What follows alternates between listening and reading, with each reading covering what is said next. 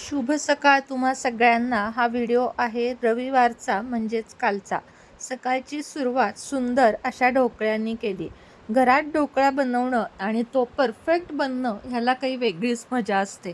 तुम्हालाही ढोकळा बनवायला अशा प्रकारे जमतो का? नक्की सांगा. ह्याच्यावर कमी होती फक्त हिरवी मिरची आणि कोथिंबीर ह्याची, आणि ती आज घरात नव्हती म्हणून मी घातलीच नाही. त्यानंतर सगळ्यांना हा ढोकळा तरीही खूप जास्त आवडला. नंतर मी डायरेक्ट 4 वाजता शूटिंग करायला घेतले आणि 4 वाजता चिवडा बनवला. यावर्षी दिवाळीला तर काही करणं झालंच नव्हतं आणि आता म्हटलं आईदादांसाठी त्यांना सोबत देण्यासाठी थोडा चिवडा बनवावा आणि बेसनाचे लाडू. मात्र मी शूट फक्त केलं, म्हणजे व्हिडिओ फक्त तयार केला तो चिवड्याचाच. छान असे मोठ्या पातेल्यामध्ये तेल घेतले. त्यानंतर सर्व पदार्थ जसं की डाळ, शेंगदाणे आणि खोबरं हे सगळं परतून घेतलं.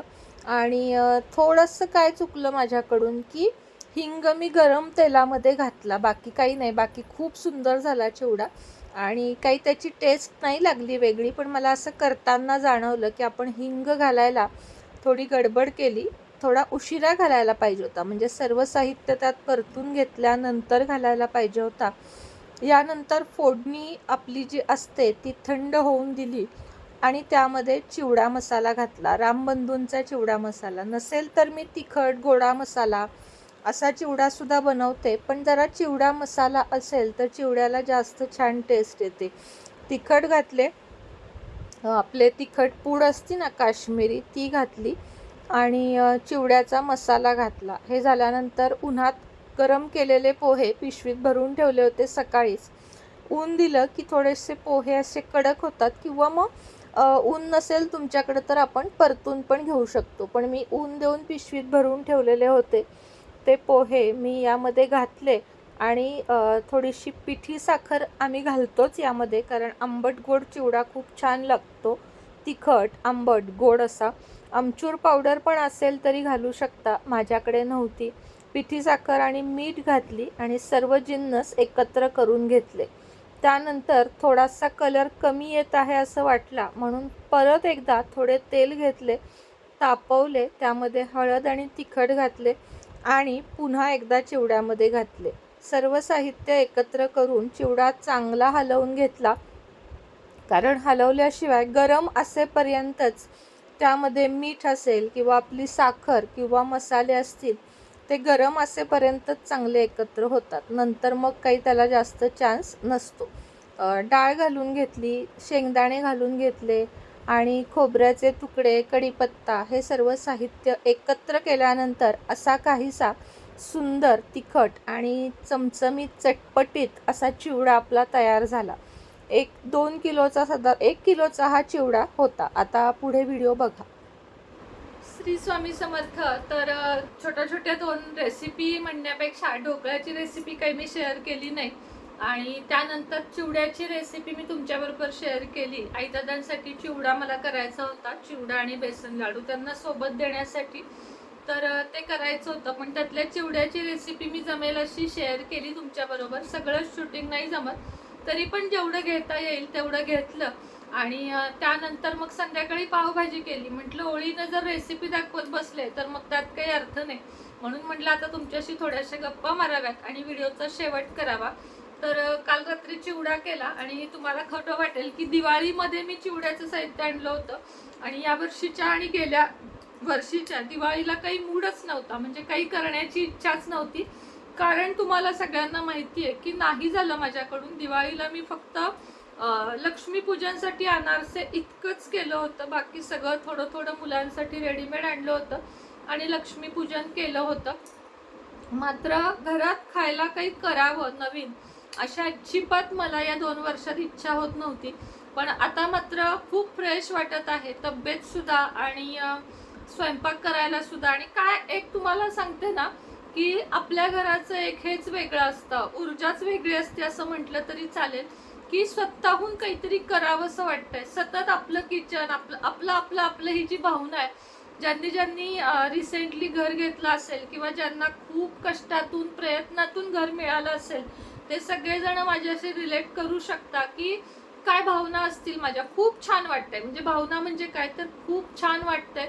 आणि आयुष्यभर किंवा आयुष्यामध्ये जितका त्रास मी भोगला ना, खूप भोगले मी. तसं म्हटलं ना तर माझ्या काही चुकीचे कर्म असतील गेल्या जन्मीचे, या जन्मीचे, असं कुणीच नाहीये ज्याचे चुकीचे कर्मच नाहीयेत. प्रत्येकाचे असतात. पण त्या कर्मांपेक्षाही जास्त भोगलं मी. मला वाटतं गेल्या जन्मी मी खूप काहीतरी केलं असेल. या जन्मात तर मी पाप म्हणाल अशी काहीच केलेली नाहीयेत. पण गेल्या जन्मी केले असतील कदाचित. म्हणून स्वामींनी माझी परीक्षा प्रचंड बघितली. खूप बघितली. 40 वर्ष बघितली. आता 40तले आपण 10-15 सोडून देऊ की ते आई वडिलांच्या घरी काही परीक्षा वगैरे नसती. पण वयाच्या 18व्या वर्षापासून आत्तापर्यंत म्हणजे 18 2 20 आणि 20 40 किती झाले? 18 2 20 2 20 आणि 20 40 म्हणजे जो 23 24 25 वर्षापेक्षाही जास्त 25 वर्ष झाले जवळजवळ की माझा ना हाच कालावधी चालू आहे की कष्ट करणे, कमवणे, खाणे, बाकी काही नाही. असं निवांत आयुष्य मी जगले नाही. आणि खरं तर निवांत आयुष्य चांगलं पण नसते की आहे सगळं आपल्याकडे, चला बसून खायचंय. हे आयुष्य कुणासाठीच चांगले नसते. आणि आमच्या तर कुणाच्या ते रक्तातच नाहीये की असं पूर्ण बसून खायचं. काहीतरी हाताला आणि डोक्याला चालना पाहिजे, हेच आमचे म्हणजे आमच्या घरातल्या सगळ्यांचे विचार आहेत. आणि आम्ही तसंच बनलेलो आहोत. पण सांगायचा उद्देश हा की इथं आल्यापासून मला खूप फ्रेश वाटतंय. तब्येतीच्या तक्रारी असतील किंवा मानसिक असतील, शारीरिक असतील, या सगळ्या तक्रारी कुठल्या कुठं पळून गेल्यासारखं वाटतं. आणि एकच भावना आहे सतत की चला एक मोठं काम झालं, उद्या आखीचं लग्न होईल तेव्हा म्हणा एक स्वतःचं घर हवं बघा. की आपल्याला किमान मुलीकडच्यांना सांगता आलं पाहिजे की हो आमचं घर आहे. किंवा सांगता आलं म्हणण्यापेक्षा एक पाहिजे. किती वेळा म्हणजे मी तुम्हाला आज सांगते की जेवढी मी आठवत होते, मला आज व्हिडिओ करायचा होता म्हणून तेवढीच सांगते की त्याच्यापेक्षा जास्त असतील. आपण एक दिवस लॉंग व्हिडिओ करूया. 33 जवळजवळ भाड्याच्या घरानंतर मी स्वतःच्या घरात राहिले. आता तिकडे स्वतःच्या घरात राहिले तुम्हाला माहिती आहे, पण त्याला काहीच अर्थ नव्हता. कारण ते माझं कधी नव्हतंच. आणि तिथं मला कधी माझं मानलंच गेलं नाही. मी कुठलाही विषयाशी माझा पॉइंट मांडायला गेले की माझ्या घरातली ती लोक म्हणायची की हे तुझं काय येतं, तू कोण या घरातली. किंवा बाकीच्या पण मला म्हणायच्या की हे आमचे आमचे.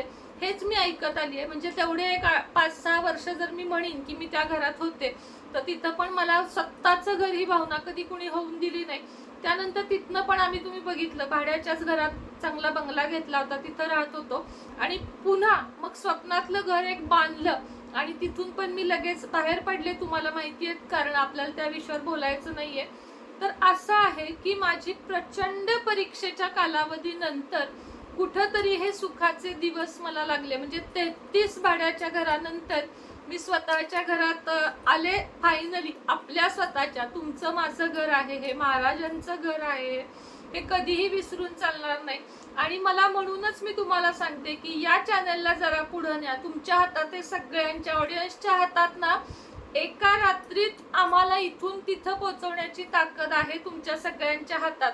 त्यामुळं काय करा, तुमच्या व्हॉट्सअप नंबरवर जितके काही नंबर आहेत ना की हे ताईंचं चॅनल आहे हे बघा. यातून तुम्हाला नेहमी मोटिवेशनच मिळणार की आयुष्यात कितीही वेळा कुणीही पाडू दे आपल्याला पुन्हा कसं उभं राहायचं आहे, हेच तुम्ही माझ्याकडून शिकणार. आणि माझ्याकडे बघून ना अनेक लेडीज पायावर उभ्या राहिल्यात. अनेक लेडीजनी स्वतःचं काहीतरी चालू केलंय आयुष्यात. मी एकच सांगते, संघर्षाला घाबरायचं नाही. जो संघर्षाला घाबरला तो आयुष्यात संपला, हे मी तुम्हाला सांगते. मी म्हणजे गंमत म्हणून वडापाव खाणारी मी. एवढ्या मोठ्या कढईत 50-100 वडापाव सुद्धा तळले. आणि यातला एक शब्द खोटा नाहीये की वडापाव तळणं, तुम्हाला जे कुणी केलं असेल कधी त्यांना माहित असेल. कधी कधी हातावर तेल सांडून एवढाले फोड यायचे. 30-40 कप चहा माझ्या अंगावर सांडला होता एकदा घरामध्ये बनवताना कार्यक्रमाच्या वेळेस. त्या वेदना मला आठवतात. किंवा ओवी पोटात असताना 9 महिने मी आमचा जो वडापावचा गाडा होता टेम्पो, त्यामध्ये बसून मी प्रवास केलेला आहे. मी कधीच कष्टाला घाबरले नाही. पण त्यातनं मला वाटत होतं की काहीतरी आउटपुट निघेल. आउटपुट म्हणजे पैसा नाही तर माझी किंमत वाढेल. तसं नसतं. आपली किंमत कुणी करेल हा विचार जर तुम्ही करत बसाल तर तुम्ही कधीच पुढे जाणार नाही. तुमच्यासाठी फक्त तुम्हीच स्टँड घेऊ शकता. हे मी तुम्हाला लेडीजला सांगते की कुणी माझ्या पाठीवर हात थोपटेल किंवा अगं बाई केलंस, तर तो दिवस कधीच येणार नाही. नवरा काय, सासू काय, सासरे, कुणीच तुम्हाला म्हणणार नाही की हो तू केलंस आणि तुला माझ्याकडून ही शाबासकी, असे दिवस येत नाहीत. तर तुमचं तुम्हालाच उभं राहावं लागतं. जास्तीत जास्त लक्षात घ्या, जास्तीत जास्त पैसा शिल्लक टाका. पैसा शिल्लक जेवढा टाकाल, ज्या मी चुका केल्या होत्या मागच्या आयुष्यात त्या मी तुम्हाला सांगते की आपण स्त्रिया इतक्या भोळ्या असतो की नवऱ्याला म्हणतो माझं काय आणि तुझं काय, सगळं तुमच्या नावावर असू दे, ही आपली एक भावना असते. घर घेतलं तुमच्या नावावर असू दे, एखादं साधं भांडं घेतलं तुमचं नाव घाला, गाडी घ्यायची तुमचं नाव घाला. म्हणजे प्रत्येक स्त्रीचं, मी माझं नाही सांगत, तर हा भोळेपणा थोडंसं सोडा. स्वतःच्या नावावर महिन्याला 500 रुपये तरी टाका, तुम्हाला तुमच्या वेळेला ते कामी येतील.